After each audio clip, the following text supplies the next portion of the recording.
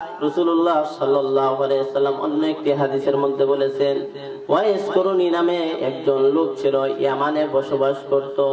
এই লোক রাসূলুল্লাহ সাল্লাল্লাহু আলাইহি ওয়াসাল্লামের দরবারে চিঠি পাঠিয়েছেন, হে আল্লাহর নবী, আমার মনে বড় তামান্না, আমার মনে বড় আশা, আমি আপনার দরবারে যাব, সাহাবীর মর্যাদা লাভ করব, কিন্তু আমার ঘরে বৃদ্ধা মা, এই মার খেদমত করতে হয়।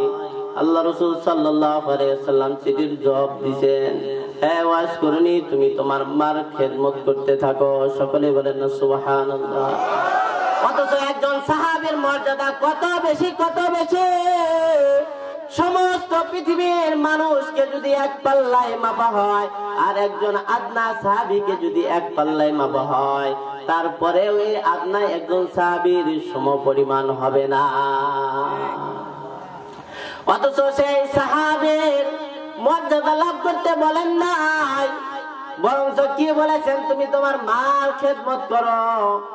আর এই জুরাই এই ওয়াইস করুনি মার খেদমত করতে করতে তিনি এমন হয়েছিলেন যে তার প্রত্যেকটাই দোয়া কবুল হইতেছিল।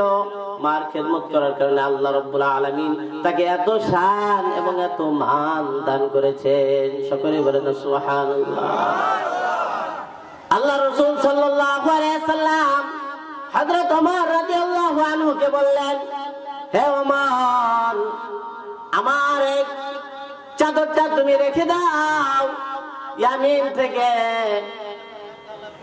ইয়ামিন থেকে ওয়াইস করুনি নামে এই ব্যক্তি আসবে যখন, তখন আমার এই চাদরটা দিবে এবং তার থেকে তোমরা দোয়া নিয়ে নিবে।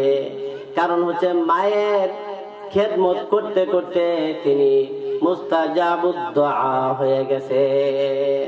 তিনি যেই দোয়াই করেন তার দোয়া কবুল হয়। এবার চিন্তা করেন, রাসূলুল্লাহ সাল্লাল্লাহু আলাইহি সাল্লামের এত বড় একটি জলিলুল কদর একজন সাহাবী, অথচ সেই সাহাবীকে দোয়া নিতে বলা হয়েছে হযরত ওয়াইস কুরুনির থেকে। কারণ হলো মার খেদমত করার কারণে তার শান এবং মান আল্লাহ তাআলা এই পরিমাণ বাড়ায় দিয়েছেন। সকলেই বলেন না সুবহানাল্লাহ।